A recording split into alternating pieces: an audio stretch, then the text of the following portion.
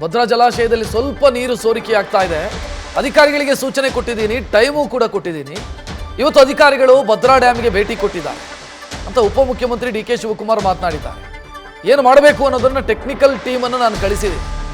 Report ಬಂದ ಮೇಲೆ stop ಹೇಗೆ ಮಾಡಬೇಕು ಅನ್ನೋದರ ಬಗ್ಗೆ ಕ್ರಮ ಕೈಗೊಳ್ಳುತ್ತೀವಿ ಅಂತ ಉಪಮುಖ್ಯಮಂತ್ರಿ ಮಾತನಾಡಿರೋದು. ಅಂದರೆ ಟೀಮ್ ಹೋಗಿ ಅಲ್ಲಿ ಪರಿಸ್ಥಿತಿಯನ್ನು ಮಾನಿಟರ್ ಮಾಡಿ ರಿಪೋರ್ಟ್ ಬಂದು ಆ ನಂತರ ನಾವು ಇದನ್ನು ಸರಿ ಮಾಡ್ತೀವಿ ಅಂತ ಸಚಿವರು ಹೇಳ್ತಾ ಇದ್ದಾರೆ.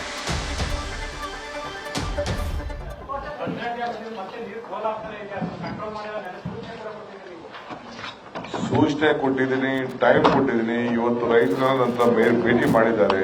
ಈ ಕಡೆ ಬಂದು ಒಂದು ಫೋಟೋ ತೆಗಿರಪ್ಪ. ಅದನ್ನ ಏನ್ ಮಾಡ್ಬೋದು ಅನ್ನೋ ದೃಷ್ಟಿಯಿಂದ ಈಗ ಟೆಕ್ನಿಕಲ್ ಟೀಮ್ ನ ಕಳಿಸ್ಕೊಟ್ಟಿದ್ದೀನಿ. ರಿಪೋರ್ಟ್ ಬರ್ತದೆ, ಅದಕ್ಕೆ ಏನ್ ಮಾಡ್ಬೇಕು ಅಂತ ಹೋಗ್ತಾ ಇದೆ. ನೀರು ಯಾವ ರೀತಿ ಅದನ್ನ ಸ್ಟಾಪೇಜ್ ಮಾಡಬೇಕು ಅನ್ನೋದನ್ನ ಪರಿಶೀಲನೆ ಮಾಡ್ತೀವಿ.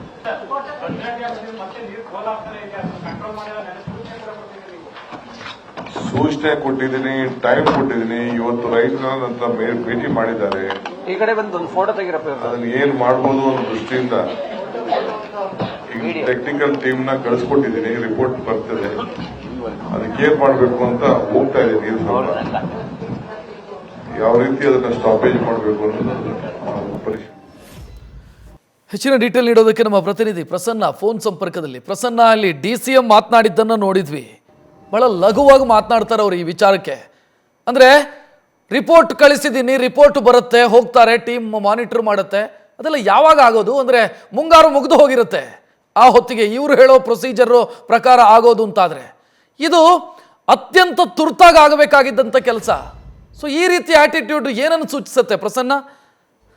ನಿಜ ರಕ್ಷತ್, ಅಂದ್ರೆ ಒಂದು ಜಲ ಒಂದೊಂದು ಅದರಲ್ಲೂ ಈ ಪ್ರಸ್ತುತ ದಿನಗಳಲ್ಲಿ ಮಳೆ ಪ್ರತಿ ವರ್ಷ ಜಲಾನಯದ ಪ್ರದೇಶದಲ್ಲಿ ಮಳೆ ಕಡಿಮೆ ಆಗ್ತಿರೋದು, ಡ್ಯಾಮ್ ತುಂಬುವಂಥದ್ದೇ ಅಪರೂಪ ಆಗಿರುವಂತಹ ಇಂಥ ಸಂದರ್ಭದಲ್ಲಿ ಡ್ಯಾಮ್ಗೆ ಹರಿದು ಬರುವಂತಹ ಒಂದೊಂದು ಹನಿ ಕೂಡ ಅಮೂಲ್ಯವಾಗುತ್ತೆ. ಅಂಥದ್ರಲ್ಲಿ ಬಂದಂತಹ ನೀರನ್ನ ಶೇಖರಣೆ ಮಾಡಿ ಅದನ್ನ ಯಾವಾಗ ಅಗತ್ಯ ಬೀಳುತ್ತೆ ಅದನ್ನ ರೈತರ ಜಮೀನುಗಳಿಗೆ ಕೃಷಿ ಚಟುವಟಿಕೆ ಮತ್ತೆ ಕುಡಿಯೋದಕ್ಕೆ ಬಳಸುವಂಥದ್ದು ಸಾಮಾನ್ಯವಾಗಿ ಇರುವಂತಹ ಪದ್ಧತಿ. ಆದ್ರೆ ಈಗ ಸ್ಲೂಯಿಸ್ ಗೇಟ್ ಅಲ್ಲಿ ಮತ್ತೆ ರಿವರ್ಸ್ ಸ್ಲೂಯಿಸ್ ಗೇಟ್ ಅಲ್ಲಿ ಹರಿದು ಹೋಗ್ತಾ ಇತ್ತು ಆ ನೀರು ಇವ್ರು ಅನ್ಕೊಂಡಷ್ಟು ಮಟ್ಟಿಗೆ ಏನು ಇಲ್ಲ, ತುಂಬಾ ದೊಡ್ಡ ಪ್ರಮಾಣದಲ್ಲಿ ನೀರು ಹರಿದು ಹೋಗ್ತಿದೆ ಅಂತ ಹೇಳ್ಬಿಟ್ಟು ರೈತರು ಆರೋಪ ಮಾಡ್ತಿರುವಂಥದ್ದು ಮತ್ತೆ ಅಲ್ಲಿ ತಮ್ಮ ಆಕ್ರೋಶನ ವ್ಯಕ್ತಪಡಿಸ್ತಿರುವಂಥದ್ದು. ಅಂದ್ರೆ ಸರ್ಕಾರದ ಅಧಿಕಾರಿಗಳು ಇದ್ರ ಬಗ್ಗೆ ಜವಾಬ್ದಾರಿ ತಗೊಬೇಕಾಗಿತ್ತು.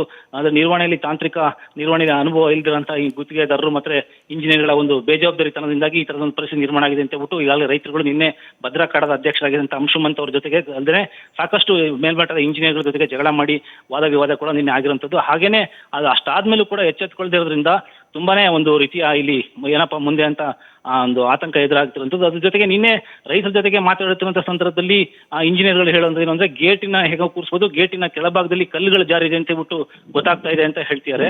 ನಿನ್ನೆ ಹೇಳಿರುವಂಥದ್ದು ಆಗಿದ್ದೇನೋ ಅಕಸ್ಮಾತ್ ಏನಾದ್ರು ಆತರ ಆಗಿದ್ರೆ ನಿಜವಾಗ್ಲೂ ಕೂಡ ಈಗ ಗೇಟ್ ಕೂತ್ರು ಕೂಡ ಅದ್ರ ಭಾಗದ ತಳಭಾಗದಲ್ಲಿರುವಂತಹ ಕಲ್ಲನ್ನ ಕೂರಿಸೋದು ಅಷ್ಟು ಸುಲಭ ಅಲ್ಲ. ಯಾಕಂದ್ರೆ ನೀರನ್ನ ಅಷ್ಟು ಡೈವಿಗೆ ಹೋಗ್ಬಿಟ್ಟು ಅದನ್ನ ಸರಿ ಮಾಡುವಂಥದ್ದು ತುಂಬಾನೇ ಒಂದು ಸವಾಲಿನ ಕೆಲಸ. ಹಾಗಾಗಿ ಇದ್ರನ್ನ ಎಷ್ಟು ಮಟ್ಟಿಗೆ ಇವ್ರು ನಿಭಾಯಿಸ್ತಾರೆ, ಲೀಕೇಜ್ ಅನ್ನು ತಡೆಯೋದಕ್ಕೆ ಎಷ್ಟು ಮಟ್ಟಿಗೆ ಇವರು ಕೈಗೊಂಡಿರುವಂತಹ ಒಂದು ಪ್ರಯತ್ನ ಅದು ಸಫಲವಾಗುತ್ತೆ ಅನ್ನೋದನ್ನ ನಾವಿಲ್ಲಿ ಗಮನಿಸಬಹುದಾಗಿದೆ. ರಕ್ಷತ್, ಥ್ಯಾಂಕ್ ಯು ಪ್ರಸನ್ನ ಮಾಹಿತಿಗೆ. ನ್ಯೂಸ್ ಫಸ್ಟ್ ನಿರ್ಭೀತಿಯಿಂದ ನಿಮ್ಮ ಪರವಾಗಿ.